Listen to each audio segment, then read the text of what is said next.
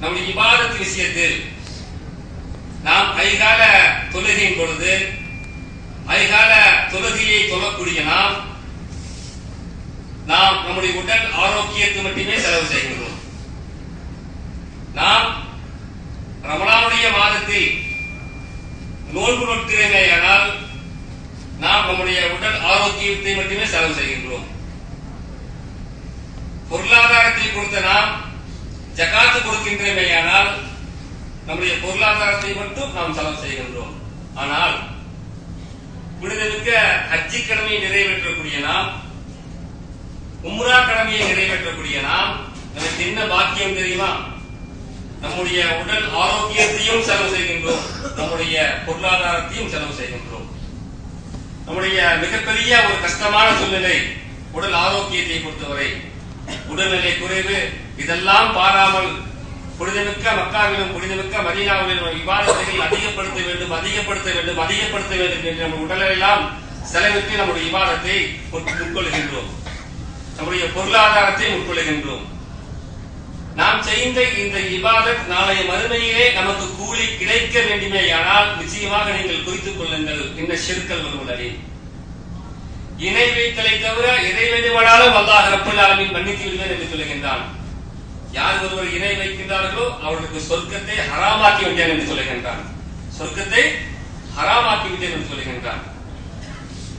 நாம் நம்முடைய பொருளாதாரத்தை செலவிட்டு, நாம் நம்முடைய உடல் ஆரோக்கியத்தை எல்லாம் செலவிட்டு, நாம் நாளைய மறுமையிலே இதற்குண்டான முழுமையான கூலியை அடைய வேண்டும் என்கின்ற ஒரு சிந்தனையோடு நாளைய பொழுதிலே இருந்து இணை வைக்காமல், சடங்கு சம்பிரதாயம் இல்லாமல், வித்திகத்தான காரியங்களில் ஈடுபடாமல் நம்முடைய வாழ்க்கையை நடத்தக்கூடிய வாக்கியத்தை அல்லாஹ் ரப்பல் ஆலமீன் நம் அனைவருக்கும் தந்துள்ளாராக.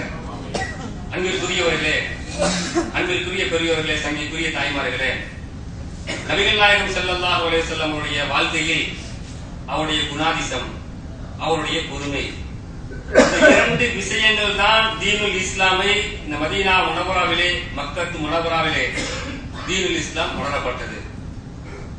அன்றைய காலகட்டத்தில் நபிகள் நாயகம் ஸல்லல்லாஹு அலைஹி வஸல்லம் அவர்கள் ஸைத் இப்னு ஸஹனா என்று சொல்லக்கூடிய யூத கலாச்சாரத்திலே இருக்கக்கூடிய யூதர் ஒரு இடத்திலே நபிகள் நாயகம் ஸல்லல்லாஹு அலைஹி வஸல்லம் அவர்கள் கடனாக ஒரு பொருளை வாங்குகிறார், ஒரு கடனை வாங்குகிறார். அந்த கடனை குறிப்பிட்ட தேதியில் தருவதாக நபிகள் நாயகம் ஸல்லல்லாஹு அலைஹி வஸல்லம் அவர்கள் வாக்குறுதி கொடுக்கின்றார். அந்த கடனை வாங்கிவிட்டார். அந்த கடனுடைய திருப்பி கொடுப்பதற்குண்டான கால அவகாசம் இன்னும் இருக்கக்கூடிய அந்த சூழ்நிலையில் நபிகள் நாயகம் ஸல்லல்லாஹு அலைஹி வஸல்லம் அவர்கள் மஸ்ஜித் நபவியிலே இருக்கக்கூடிய அவருடைய இல்லத்தில் சஹாபாக்களோடு ஒரு சபையிலே அமர்ந்து கொண்டிருக்கக்கூடிய நேரத்தில் நபிகள் நாயகம் ஸல்லல்லாஹு அலைஹி வஸல்லம் அவர்களிடத்திலே உமர் கத்தாப் ரலியல்லாஹு அன்ஹு அவர்களும் இருக்கக்கூடிய அந்த சபையிலே ஸைத் இப்னு ஸஹனா என்று சொல்லக்கூடிய அந்த நபர் மிக கோபத்தோடு வருகிறார், மிக ஆடம்பரத்தோடு வருகிறார். தன்னுடைய முகங்களை கோபத்துடைய முகமாக நேரடியாக அல்லாஹ்வுடைய தூதருடைய சட்டையை பிடிக்கிறார். அல்லாஹ்வுடைய தூதருடைய சட்டையை பிடித்து, முகம்மதே, நீங்கள் என்னிடத்தில் வாங்கப்பட்ட கடனை நீங்கள் திரும்பி தரவில்லை, நீங்கள் செய்வது நியாயமா என்று அந்த ஸஹனா கேட்கின்றார். எல்லோரும் ஸ்தம்பிக்கின்றார்கள், சஹாபாக்கள் எல்லாம் கொந்தளிக்கின்றார்கள். உமர் கத்தாப் ரலியல்லாஹு அன்ஹு அவர்கள் துடிக்கின்றார்கள். அல்லாஹ்வுடைய தூதருடைய சட்டையை கையில் பிடிப்பதா, அல்லாஹ்வுடைய தூதரை பார்த்து கேலி செய்வதா என்று சொல்லி அந்த ஸஹனா சொல்லுகின்றார், நீங்கள் அப்துல் முத்தலிபுடைய குடும்பம் அல்லவா, நீங்கள் ஏமாற்றி விட்டீர்கள்,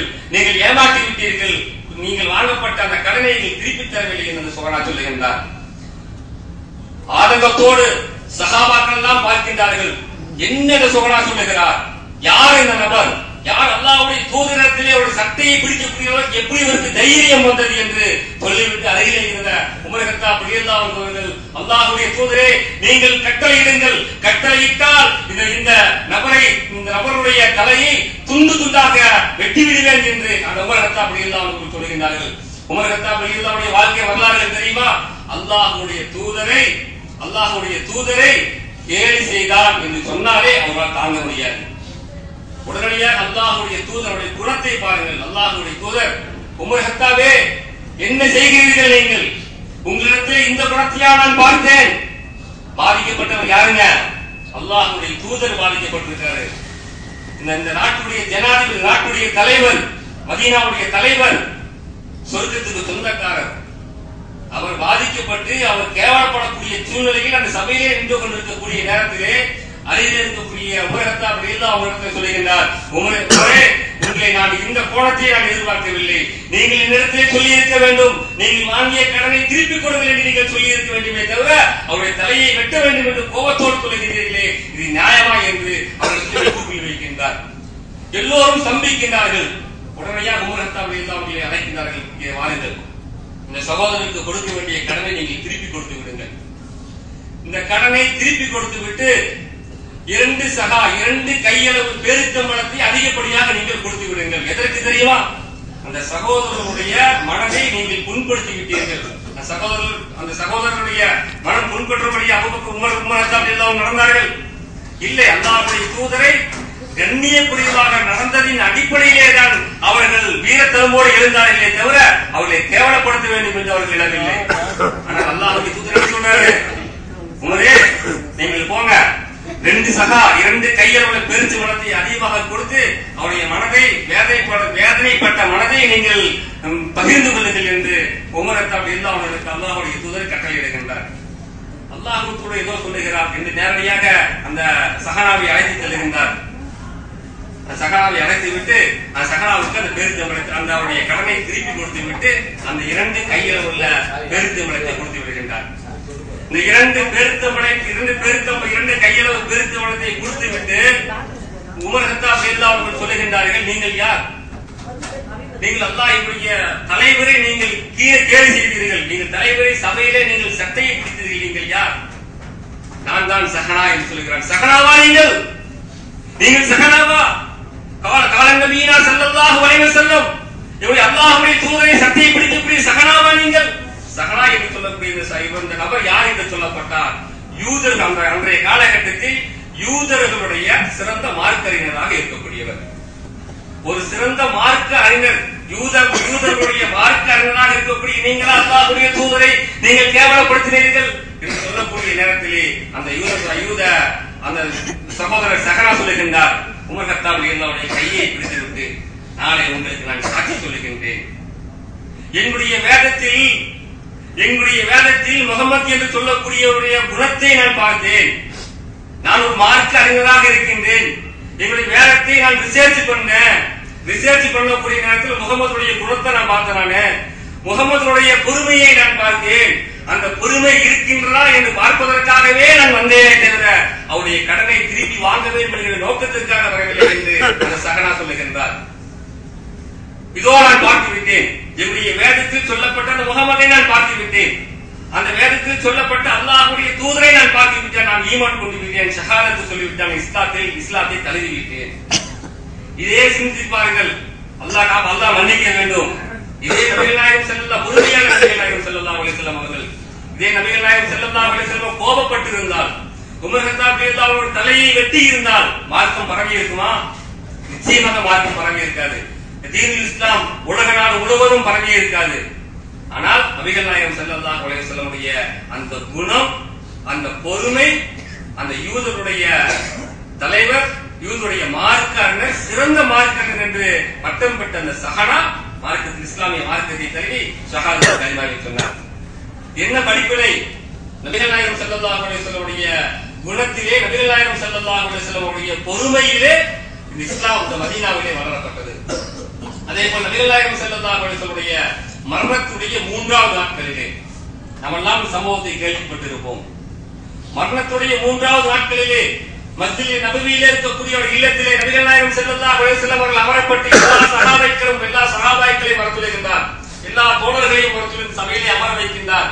இந்த சபையிலே அமர்ந்து, நான் உங்களுக்கு ஏதாவது பண்ணியிருந்தால், நான் உங்களுக்கு ஏதாவது செய்திருந்தால் கைமாறி நீங்கள் தேடிக்கொள்ளுங்கள்.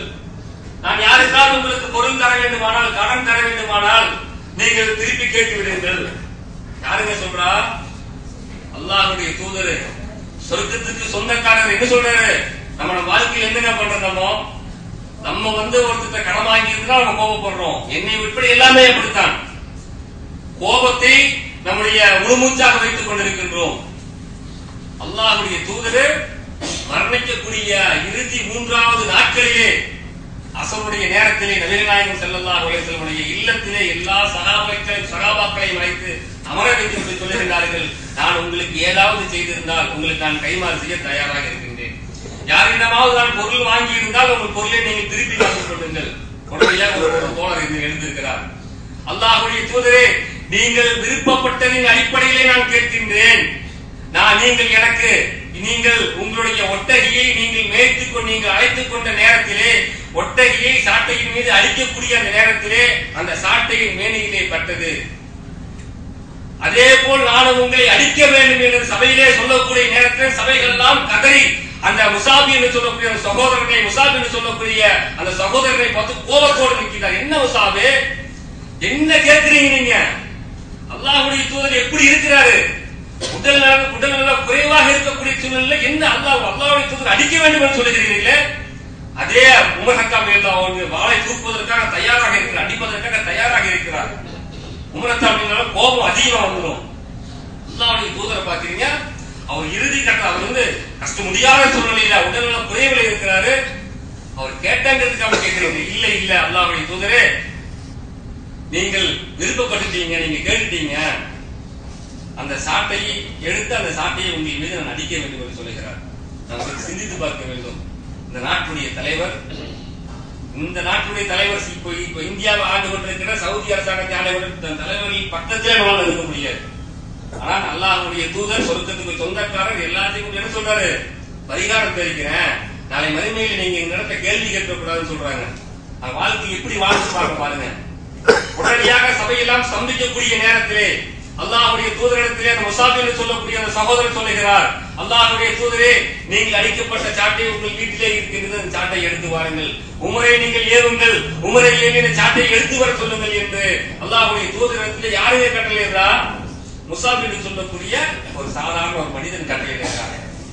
அந்த சாதாரண மனிதன் கட்டளையிடக்கூடிய கட்டளையை அல்லாஹ்வுடைய தூதர் என்று உமரை ஏவி அந்த சாட்டையை எடுத்து வாருங்கள் சொல்லுகிறார். கண்ணீரோடு ஓடுகிறார் உமர் ஹத்தாப் அவங்க கண்ணீரோடு அல்லாஹ்வுடைய தூதரை சாட்டையை அடிப்பதற்கு அந்த சாட்டையை நானா எடுத்து வர வேண்டும், அந்த சாட்டையை எடுத்து நான் கொடுக்கக்கூடிய அந்த சாட்டையா அந்த முசாப் அடிக்க அந்த சகோதரர் அடிக்க வேண்டும். ஓடி நேராக வீட்டுக்கு போகிறார், சாட்டை எடுக்கிறார். சாட்டை எடுத்து அல்லாஹ்வுடைய தூதரிடத்திலே கொடுக்கின்றார். அந்த சாட்டையை எடுத்து அந்த முகாசாவை இடத்திலே ஒப்படைக்கின்றார்கள். இந்த முகாசாவே உங்களுடைய ஆஜத்தை நீங்கள் நிறைவேற்றிக் கொள்ளுங்கள். அந்த சாட்டையை வாங்கிய முகாசா என்ன சொல்றாரு தெரியுமா? அல்லாஹ்வுடைய தூதரே, நீங்கள் அடிக்கக்கூடிய நேரத்தில் என் மேடையிலே ஆடை இல்லை. உடனடியாக நபிகள் நாயகம் ஸல்லல்லாஹு அலைஹி வஸல்லம் அவருடைய ஆடைய ஜிப்பாவை கழட்டுறாங்க. அவங்க என்ன அனுமதி கேள்வி கேட்கலைங்க. உடனடியாக அவருடைய ஜிப்பாவை கழட்டி இதோ அடித்துக் கொள்ளுங்கள். எல்லோரும் அந்த சபையெல்லாம் அந்த முசாபை கண்டால் கொன்று விடுவார்கள். சபையெல்லாம் கலங்கிக் கொண்டிருக்கின்றது. சபையெல்லாம் முசாபு மீது அந்த கோபம், கடுமையான கோபமாக இருக்கக்கூடிய அந்த நேரத்திலே அல்லாஹ்வுடைய தூதர் அவருடைய மேனியில் இருக்கக்கூடிய அந்த ஜிப்பாவை கழட்டுறாங்க. கழட்டக்கூடிய நேரத்தில் அந்த சாட்டையை தூக்கி எரிந்து விட்டு ஹத்தம் என்று சொல்லக்கூடிய வலதுபுறத்தில் இருக்கக்கூடிய அந்த ஹத்தம் இருக்கிறதா, அந்த ஹத்தமை ஓடி போய் முத்தமிடுகின்றார்கள். அல்லாஹ்வுடைய தூதரே, உங்களை சாட்டையில் அடிக்க வேண்டும் என்பதல்ல என்னுடைய நோக்கம். இந்த மிகப்பெரிய கடைசி காலகட்டத்திலே உங்களை கட்டி எழுதி முத்தமிடக்கூடிய பாக்கியம் அல்லாஹ் ரப்பல் ஆலமீன் எனக்கு தந்திருக்கிறான் என்று நபிகள் நாயகம் ஸல்லல்லாஹு அலைஹி வஸல்லம் கட்டி தழுவி முத்தமிடுகின்றார்கள். சபையே சந்தோஷப்படுகின்றது. அல்லாஹ்வுடைய தூதருக்கு அடி கிடைக்கல. முசாபுக்கு கடைசி காலத்தில் என்ன ஒரு வாய்ப்பு கிடைத்தது. யாரெல்லாம் முசாபு மீது கோபப்பட்டார்களோ அவர் அத்தனை நபர்களுக்கு கை கொடுக்கிறாங்க. கடைசி காலகட்டத்தில் அல்லாஹ்வுடைய தூதரை ஹத்தம் என்று சொல்லக்கூடிய அந்த பகுதியிலே முத்தமிடக்கூடிய வாய்ப்பு உங்களுக்கு கிடைத்திருக்கின்றது. அந்த சபையை பார்க்கக்கூடிய நபிகள் நாயகம் ஸல்லல்லாஹு அலைஹி வஸல்லம் அவர்கள் வீட்டுக்கு செல்கிறார்.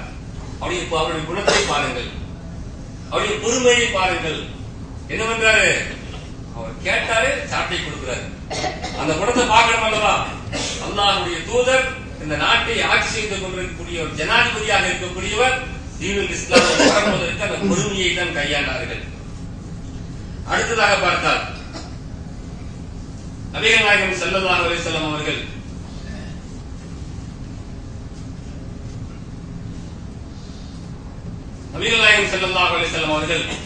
ஒரு மரத்தினுடைய அடிவாரத்திலே உறங்கிக் கொண்டிருக்கிறார், ஓய்வெடுத்துக் கொண்டிருக்கிறார். ஓய்வு எடுக்கக்கூடிய நேரத்தில் நபி ஸல்லல்லாஹு அலைஹி வஸல்லம் வாளையும் அருகிலே வைத்து விடுகிறார். நபி ஸல்லல்லாஹு அலைஹி வஸல்லம் வாளை அருகிலே வைத்து விட்டு அவர் ஓய்வு மரத்தினுடைய அடியில் ஓய்வு எடுத்துக் கொண்டிருக்கிறார். ஓய்வு எடுத்துக் கொண்டிருக்கக்கூடிய அந்த நேரத்தில் ஒரு காஃபிர் நேராக ஓடி வருகிறார். முகமதா எங்க இருக்கிறது, முகமதுக்கு பக்கத்துல வாள் இருக்கு, அந்த வாளை உடனே எடுத்துறாங்க. அந்த வாளை எடுத்து அல்லாஹ்வுடைய தூதரை வெட்டுவதற்காக அல்லாஹ்வுடைய தூதர் முன்பு நிற்கிறார். உடனே நபிகள் நாயகம் ஸல்லல்லாஹு அலைஹி வஸல்லம் இருந்து பார்க்கிறார்கள், இது நின்று கொண்டிருக்கிறார். என்ன வேணும் உங்களுக்கு? இப்ப யார் உங்களை காப்பாத்த? உங்களை வெட்ட போறேன் நானு. நீங்க முகமது தானா? உங்களை நான் வெட்டி சாய்க்க போகின்றேன். உங்களை யார் காப்பாற்றுவார்? அல்லாஹ். என்னை காப்பாற்றக்கூடியவன் அல்லாஹ். மீண்டும் சொல்லுகிறார், முகம்மதே, நானும் நீங்களும் தனியாக இருக்கிறோம். என்னிடத்திலே வாள் இருக்கின்றது. இந்த வாளை இந்த வாளின் மூலம் உங்களை வெட்டப் போகிறேன் என்று சொல்லக்கூடிய நேரத்திலே மீண்டும் சொல்லுகிறேன், காடு அல்லாஹ். ஈமானோடு சொல்லுகிறார். ஈமானின் உறுதியோடு சொல்லுகிறார். என்னிடத்தில் அல்லாஹ் இருக்கிற உறுதியோடு சொல்லுகிறார். அந்த சகோதரர் நெருங்கி விட்டார். முதல் முறையும் கேட்ட அல்லாஹ் சொன்னார், இரண்டாவது முறையும் ஒரு காடு அல்லாஹ் என்று சொல்லி ஈமானோடு சொல்லுகிறாரே, உடனே நடுங்கி அந்த வாளை திருப்பி கொடுத்து விடுகிறார். உடனடியாக நபிகள் நாயகம் ஸல்லல்லாஹு அலைஹி வஸல்லம் அந்த வாளை எடுத்து, நீ என்ன வெட்ட வந்தீல்ல, திருப்பி நான் உன்னை வெட்ட வர்றேன். இப்ப உன்னை யார் காப்பாத்துவான்? அல்லாஹ். அல்லாஹ்வுடைய தூதரே, நான் தெரியாம பண்ணிட்டேன், நீ மன்னிச்சிடுங்க. நம்ம என்னங்க பண்ணுவோம்? நம்ம யாராவது நமக்கு தீங்கு செஞ்சு அந்த தீங்கு திருப்பி செய்வோம். அல்லாஹ்வுடைய தூதர் என்ன பண்ணாரு?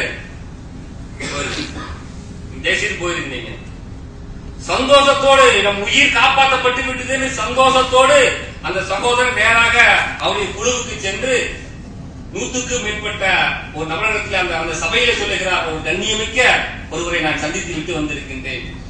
அந்த கண்ணியமிக்க அந்த நபரிடம் நம்முடைய குழுவெல்லாம் போய் சேர்ந்து மார்க்கத்தில் தீனுல் இஸ்லாமை லா இலாஹ இல்லல்லாஹ் என்ற ஷஹாதத்தை நாம் அடைந்து அந்த முகமதுடைய கூட்டத்திலே நாம் இணைவோம். அல்லாஹ்வுடைய தூதர் எடுத்து கழுத்து வெட்டி இருந்தானா இஸ்லாம் பரவி இருக்குமா? அவருடைய குணத்தை பாருங்க. அவருடைய குணம், அவர் நினைத்திருந்தால் வெட்டி இருக்கலாம். ஆனால் போய்கொள்ளுங்கள் என்று சொன்னதின் அடிப்படையிலே, போய்க்குங்கள் சொன்னதின் காரணத்தினால் அல்லாஹ்வுடைய தூதர் கண்ணியமானவர்.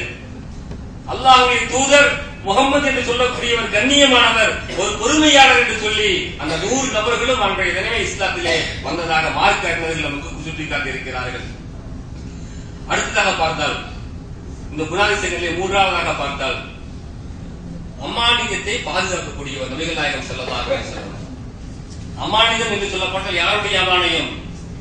அன்றைய காலகட்டம் 13 ஆண்டு காலம் மக்காவிலே இருந்து தீனுல் இஸ்லாமை வளர்த்தக்கூடிய நேரத்திலே மக்கத்து குராபிகள், யூதர்கள் நபிகள் நாயகம் ஸல்லல்லாஹு அலைஹி வஸல்லம் கொடுமைப்படுத்தி 13 ஆண்டு காலத்துக்கு பிறகு மதீனாவுக்கு ஹிஜ்ரத் செய்தார்கள். மதீனாவில் இருக்கக்கூடிய யூதர்களுடைய சொத்துக்களை அந்த யூதர்கள் நபிகள் நாயகம் ஸல்லல்லாஹு அலைஹி வஸல்லம் அவர்களிடத்திலே ஒப்படைக்கக்கூடிய ஒரு காலம் வருகின்றது. சொத்துக்கள் பாதுகாக்கப்படுகின்றது. அமானிதத்தை பாதுகாக்கப்படுகின்றார்கள். யாருடைய சொத்து? இஸ்லாமிய சொத்து அல்ல, யூதர்களுடைய சொத்தை பாதுகாக்கப்படுகின்றது. அந்த யூதர்களுடைய சொத்து பாதுகாப்பதற்காக வைத்த அன்றைய தினம் அலி ரலியல்லாஹு அன்ஹு இடத்திலே நபிகள் நாயகம் ஸல்லல்லாஹு அலைஹி வஸல்லம் அவர்கள் சொல்லுகின்றார்கள், நாளைய தினம் நான் மெஹராஜ் பயணம் மேற்கொள்கின்றேன். யூதர்களுடைய அமானிதத்தை நீங்கள் ஒப்படைத்து விடுங்கள். அல்லாஹ்வுடைய தூதரே, யாருடைய அமானிதத்தை நீங்கள் பார்த்து யாரிடத்திலே ஒப்படைக்க வேண்டும் என்று சொல்லுகின்றீர்களோ அந்த யூதருடைய கூட்டம், அந்த யூதர்களுடைய கூட்டத்திலே இருக்கக்கூடிய இளைஞர்கள் 100 நபர்கள் இல்லத்தை சுற்றி உங்களை கொலை செய்ய வேண்டும் என்று கொண்டிருக்கிறார்கள். அலி ரலியல்லாஹு அன்ஹு மீண்டும் சொல்லுகிறார், யாருடைய அமானியம் எல்லாம் இங்கே பாதுகாக்கப்பட்டிருக்கின்றது அந்த அமானியத்தை ஒப்படைத்துக் கொள்ளுங்கள். யாருடைய சொத்துக்களை நபிகள் நாயகம் ஸல்லல்லாஹு அலைஹி வஸல்லம் அவர்கள் பாதுகாத்துக் கொண்டு வைத்திருக்கிறார்களோ அவர்கள் நபிகள் நாயகம் ஸல்லல்லாஹு அலைஹி வஸல்லம் அவர்களை வெட்ட வேண்டும் என்று அவருடைய இல்லத்தை சுற்றி 100 வாலிபர்கள் 100 இளைஞர்கள் நின்று கொண்டிருக்கிறார்கள். அவருடைய சொத்துக்கள் அவர்களுக்கு செய்தி தெரியப்பட்டு, அல்லாஹ்வுடைய தூதர் உங்களுடைய சொத்துக்களை எல்லாம், நீங்கள் பாதுகாப்பாக கொடுக்கப்பட்ட சொத்துக்களை எல்லாம், அமானிதமாக இருக்கக்கூடிய சொத்துக்களை எல்லாம் உங்களிடத்திலே ஒப்படைக்க சென்று விட்டார். சொத்துக்களை எல்லாம் நீங்கள் திருப்பி எடுத்துக் கொள்ளுங்கள் என்று சொல்லக்கூடிய நேரத்திலே கொலை செய்தவனுடைய மனம் எப்படி இருக்கும்? இப்படியாப்பட்ட நல்ல மனசுக்கு நம்ம கொலை செய்ய வந்தோம். இவர்தான் முகமது, இவர்தான் அல்லாஹ்வுடைய தூதர் என்று இஸ்லாத்தை தழுவிய யூதர்களையும் நபிகள் நாயகம் ஸல்லல்லாஹு அலைஹி வஸல்லம் வாழ்க்கையிலே பார்த்திருக்கிறோம். அவருடைய பொறுமையின் அடிப்படையில அவருடைய குணாதிசயங்களின் அடிப்படையிலே மார்க்கத்துக்கு வந்திருக்கிறார்கள். 10 ஆண்டு காலம் மதீனாவிலே ஆட்சி செய்தார்கள். 10 ஆண்டுகளுக்கு முன்பு 13 ஆண்டு காலம் மக்காவிலே நபிகள் நாயகம் ஸல்லல்லாஹு அலைஹி வஸல்லம் அல்லாஹ் ஒருவன், அல்லாஹ் தவிர யாருமே இல்லை என்கின்ற ஒரு சித்தாந்தத்தை, ஒரு கொள்கையை, ஒரு சகாதத்தை மக்கா நகரிலே வளர்த்தி மக்கா நகரத்திலே இருக்கக்கூடிய மக்கத்து காபிர்கள், மக்கத்து குராபிகள் நபிகள் நாயகம் ஸல்லல்லாஹு அலைஹி வஸல்லம் அவர்கள் விரட்டி மதீனாவுக்கு ஹிஜ்ரத் செய்து சற்றேறக்குரிய 10 ஆண்டு காலம் மதீனாவை ஆட்சி செய்கிறார்கள். மதீனாவையும் விட்டு வைக்கவில்லை மக்கத்து காபிர்கள். 6000 குதிரைப்படை வீரர்களோடு அதிகப்படியான ஆயுதங்களோடு மக்காவை மதீனாவையும் அழிக்க வேண்டும் என்று மக்காவிலே இருந்து மக்கத்து காபிர்கள் மதீனாவுக்கு படையெடுக்கப்பட்டு வந்துதான் அந்த கந்தக் போர்க்களத்துடைய வரலாறுகள். அந்த கந்தக் போர்க்களத்தில் அகல் போர்க்களத்தில் நடத்தப்பட்ட வரலாறு என்ன என்று சொல்லப்பட்டால் 10 ஆண்டு காலம் இஸ்லாத்தை வளர்த்து வரக்கூடிய முகமதுடைய கூட்டத்தை இந்த மதீனாவை அழிக்க வேண்டும் என்று மக்காவிலே இருந்து 6000க்கும் மேற்பட்ட குதிரைப்படை வீரர்கள், 5000க்கும் மேற்பட்ட இளைஞர்கள் எல்லாம் இந்த மதீனாவை அழிப்பதற்காக வருகின்றார்கள். வரக்கூடிய அந்த நேரத்தில் அல்லாஹ்வுடைய தூதருடைய மிகப்பெரிய போர்க்களத்துக்கு பிறகு பத்ர் யுத்தம் நடக்கப்பட்டது. மிக பிரமாண்டமான முறையிலே நடக்கப்பட்ட அந்த போர்க்களம், அந்த பத்ர் போர்க்களம் இஸ்லாம் இருக்க வேண்டுமா அழிய வேண்டுமா என்கிற நெறிமுறையில் இஸ்லாம் இருக்க வேண்டியது என்று அல்லாஹ்வால் நிரூபணம் செய்யப்பட்ட அந்த பத்ர் போர்க்களத்தை எல்லாம் வென்று ஃபத்ஹுல் மக்காவை கைப்பற்றுவதற்காக நபிகள் நாயகம் ஸல்லல்லாஹு அலைஹி வஸல்லம் அவர்கள் 10 ஆண்டுகளுக்கு பிறகு எங்க போறாங்க? மக்காவுக்கு போறாங்க. 10 ஆண்டுகள் ஆட்சிக்கு பிறகு மக்காவுக்கு போறாங்க. இங்க இருக்கக்கூடிய சஹாபாக்கள் அனைவர்களுமே போறார்கள், சந்தோஷத்தோடு போகின்றார்கள். மக்காவை கைப்பற்றி விட்டோம், மக்காவில் இருக்கக்கூடிய காபிர்களை கொடூரமாக கொலை செய்யப்பட வேண்டும் என்ற கோபத்தோடும் ஆனந்தத்தோடும் சந்தோஷத்தோடும் ஃபத்ஹுல் மக்காவை கைப்பற்றுவதற்காக செல்கின்றார்கள். மக்காவுக்கு செல்லக்கூடிய நேரத்தில் சஹாபிகள் எல்லாம் பேசுகின்றார்கள், இன்றைய தினம் மக்காவில் இருக்கக்கூடிய காபிர்கள் கொடூரமாக கொலை செய்யப்படுவார்கள், இன்றைய தினம் மக்காவுடைய கண்ணியம் குறைக்கப்படும் என்ற செய்தி நபிகள் நாயகம் ஸல்லல்லாஹு அலைஹி வஸல்லம் அவர்களுக்கு தருகின்றது. அல்லாஹ்வுடைய தூதரை பாருங்கள், அல்லாஹ்வுடைய தூதர் முஹம்மது ஸல்லல்லாஹு அலைஹி வஸல்லம் அவருடைய குடும்பத்தை கொடூரமாக கொலை செய்யப்பட்ட கும்பல் மக்காவில் இருக்கக்கூடிய காபிர்கள். அல்லாஹ்வுடைய தூதர் நபிகள் நாயகம் ஸல்லல்லாஹு அலைஹி வஸல்லம் அவருடைய குடும்பத்தை கொடூரமாக கொலை செய்த கும்பல் மக்கத்து காபிர்கள். ஆயிரக்கணக்கான சஹாபிகளை நேசித்த சஹாபிகளை உயிரோடு கொலை செய்யப்பட்ட கும்பல் மக்கத்து காபிர்கள். உயிரோடு பழக்கப்பட்ட பெண் சிசுக்களை கொடூரமான முறையிலே கொலை செய்த கும்பல் இருக்கக்கூடிய மக்கத்து காபிர்கள். நம்ம என்ன பண்ணுவோம்? அல்லாஹ்வுடைய தூதருக்கு அவ்வளவு பாதிப்பு. 13 நாட்கள் மக்காவிலே 13 ஆண்டு காலம் மக்காவிலே சித்திரவதை செய்யப்பட்டு 10 ஆண்டுகள் மதீனாவிலும் சித்திரவதை செய்யப்பட்டு 10 ஆண்டுகளுக்கு பிறகு 23 ஆண்டுகளுக்கு பிறகு ஃபத்ஹுல் மக்காவை கைப்பற்றக்கூடிய நேரத்தில் அந்த மக்கத்து காபிர்கள் இருந்தால் அந்த மக்கத்து காபிர்களை கொடூரமாக கொலை செய்ய வேண்டும் என்கின்ற எண்ணம் சஹாபிகளுக்கு இருக்கும். இந்த சஹாபிகள் குடும்பமும் பாதிக்கப்பட்டிருக்கிறது. அந்த செய்தி நபிகள் நாயகம் ஸல்லல்லாஹு அலைஹி வஸல்லம் அவருடைய நாலேஜில் போகுது. உடனடியாக நபிகள் நாயகம் ஸல்லல்லாஹு அலைஹி வஸல்லம் வியந்து பார்க்கின்றார். என்ன சொல்றீங்க? மக்காவுடைய கண்ணியம் இன்று காப்பாற்றப்பட வேண்டும், மக்காவில் இருக்கக்கூடிய காபிர்களுடைய கண்ணியம் இன்று காக்கப்படும். போங்க. நபிகள் நாயகம் ஸல்லல்லாஹு அலைஹி வஸல்லம் அவர்கள் தலையை குனிந்தவாறு மக்காவுக்கு செல்கின்றார். அந்த மக்காவுக்கு செல்லக்கூடிய நேரத்தில் அங்கு இருக்கக்கூடிய காபிர்கள் ஓடுகின்றார்கள். ஒரு பயத்தோடு முகமதுடைய கூட்டம் வந்துவிட்டது, இதோ நம்மளுடைய சொத்துக்கள் எல்லாம் அபகரிக்கப் போகின்றார்கள், நம்மளை எல்லாம் கொடூரமாக கொலை செய்யப்படுகின்றார்கள், நம்முடைய மனைவிமார்கள், நம்முடைய தாய் தந்தையர், நம்முடைய சகோதரர்கள் எல்லாம் கொலை செய்ய போகின்றார்கள் என்று இந்த முகமதுடைய கூட்டம் வருகின்றது என்று பயந்து ஓடக்கூடிய சூழ்நிலை மக்காவிலே நடந்தது. ஆனா அல்லாஹ்வுடைய தூதர் என்ன பண்ணாங்க தெரியுமா? எல்லா மக்கத்து காப்புகளையும் அழைத்து ஒரு சபையை போட்டு அந்த சபையை விட்டு என்ன பண்ணுவீங்கன்னு நினைக்கிறீங்க? நான் உங்களுக்கு என்ன பண்ண போறேன் இன்னைக்கு? அந்த மக்கத்து காபிர்கள் என்ன சொன்னாங்க தெரியுமா? கண்ணியமான பிள்ளை நீங்கள் பொறுமையாக இருக்கக்கூடிய ஒரு கண்ணியமான பிள்ளை நீங்கள் எதுவுமே பண்ண மாட்டீங்க, சிரித்தவாறு போய்க்கிறீங்க, உங்களை எதுவுமே பண்ண மாட்டேன். நானு இன்று மக்காவிலே இருக்கக்கூடிய மஸ்ஜிதுல் ஹராமுடைய கண்ணியம் காக்கப்பட வேண்டும். இங்கே இருக்கக்கூடிய இஸ்லாத்தை ஏற்றாத குழுவில இல்லாதவர்கள் அவருடைய கண்ணியம் காக்கப்படும். நீங்கள் சென்றுவீர்கள் என்று சொல்லக்கூடிய நேரத்திலே மக்கத்து காப்பீர்கள் அந்த சபையில இருந்த அத்தனை நபர்களும் கண்ணீர் மெழுக லா இலாஹ இல்லல்லாஹ் என்ற ஷஹாதத்தை ஏந்தி நபிகள் நாயகம் ஸல்லல்லாஹு அலைஹி வஸல்லம் கூட்டத்திலே இணைந்தார்கள். அல்லாஹ்வுடைய நிஅமத் அல்லவா, நபிகள் நாயகம் ஸல்லல்லாஹு அலைஹி வஸல்லம் பொறுமை அல்லவா, அவருடைய குணம் அல்லவா. ஆனால் ஒரு காலகட்டத்திலே முகமது என்று சொல்லக்கூடிய பைத்தியக்காரர் வருவார், முகமது என்று சொல்லக்கூடிய அனாதை வருவார். அவரை கொடூரமாக கொலை செய்ய வேண்டும், அவருடைய குடும்பத்தை கொலை செய்ய வேண்டும், அம்சாவை கொலை செய்ய வேண்டும், முஸாப் இப்னு உமைர் ரலியல்லாஹு அவர்களை கொலை செய்ய வேண்டும் என்கின்ற ஒரு திட்டம் திட்டிய அனைவரிலுமே ஷஹாதத்தை லா இலாஹ இல்லல்லாஹ் முஹம்மது ரசூலுல்லாஹ் என்கின்ற ஷஹாதத்தை ஏந்தி நபிகள் நாயகம் ஸல்லல்லாஹு அலைஹி வஸல்லம் உடைய கூட்டத்திலே இணைந்ததாக மார்க்க அறிஞர்கள் நமக்கு காண்பித்து தந்திருக்கின்றார்கள். ஹதீஸ் கிரந்தங்களிலே பார்க்கின்றோம். அன்பிற்குரியவர்களை சிந்தித்து பார்க்க வேண்டும். நபிகள் நாயகம் ஸல்லல்லாஹு அலைஹி வஸல்லம் உம்மத்தாக இருக்கக்கூடிய நமக்கு எவ்வளவு பொறுமையாக இருக்க வேண்டும். இன்னல்லாஹ மாஷாபிரின், யாரிடம் பொறுமை இருக்கின்றது அவரிடம் அல்லாஹ் இருக்கிறான். அன்றைய காலகட்டத்தில் நபிகள் நாயகம் ஸல்லல்லாஹு அலைஹி வஸல்லம் அவருடைய குணமும் அவருடைய பொறுமையும் இருந்ததின் அடிப்படையிலே தான் இன்று மார்க்கம் வளர்ந்ததே தவிர இன்று உலகம் முழுவதும் கோடிக்கணக்கான இஸ்லாமியர்கள் மார்க்கத்தை தலைவி தாயிகளாக உலகம் முழுவதும் உலா வந்து கொண்டிருக்கிறது கிடையாதுங்க. அல்லாஹ்வுடைய தூதருடைய பொறுமை தாங்க, அல்லாஹ்வுடைய தூதருடைய பொறுமை தாங்க. அதையெல்லாம் முடித்து விட்டு நபிகள் நாயகம் ஸல்லல்லாஹு அலைஹி வஸல்லம் அவர்கள் நிம்மதியான வாழ்க்கையை தேடி மதீனாவுக்கு மீண்டும் வருகிறார். மிக பிரமாண்டமான ஒரு ஆட்சி. மரணிக்கக்கூடிய நேரத்திலே மரணிக்கக்கூடிய 5 நாட்களுக்கு முன்பு நபிகள் நாயகம் ஸல்லல்லாஹு அலைஹி வஸல்லம் அவர்கள் ஜனாசாவை அடக்கம் செய்வதற்காக பக்கீ என்று சொல்லக்கூடிய கபரஸ்தானுக்கு போகிறார். நம்ம மஸ்ஜித் நபவிக்கு பக்கத்துல பார்க்கிற மஸ்ஜித் பக்கீ, அந்த பக்கீ என்று சொல்லக்கூடிய கபரஸ்தானுக்கு அடக்கம் செய்வதற்காக போகிறார். அடக்கம் செய்துவிட்டு வெளியே வரக்கூடிய நேரத்திலே கடுமையான தலைமை நபிகள் நாயகம் ஸல்லல்லாஹு அலைஹி வஸல்லம் அவர்களுக்கு அவர்களால் அந்த தலைவலி தாங்க முடியவில்லை. தாங்க முடியாத தலைவலி அருகில் இருக்கக்கூடிய சஹாபிகளிடத்தை கடுமையான தலைவலியாக இருக்கின்றது. இனி உடனடியாக வீட்டுக்கு அழைத்து செல்லுங்கள். நல்லா இருந்தாங்க, ஜனாசாக அடக்கம் பண்றதுக்காக போனாங்க. மரணத்தினுடைய 5 நாட்களுக்கு முன்பு 5 நாட்களுக்கு முன்பு நபிகள் நாயகம் ஸல்லல்லாஹு அலைஹி வஸல்லம் அவர்களுக்கு சாதாரணமான ஒரு தலைவலி, அந்த தலைவலி கடுமையான தலைவலியாக மாறுகின்றது. கடுமையான தலைவலி காய்ச்சலாக மாறுகின்றது. 1 நாட்கள், 2 நாட்கள், 3 நாட்கள் அவருடைய வேதனைகளும் தலைவலிகளும் நோய்கள் அதிகப்படுத்தி யாருக்குங்க?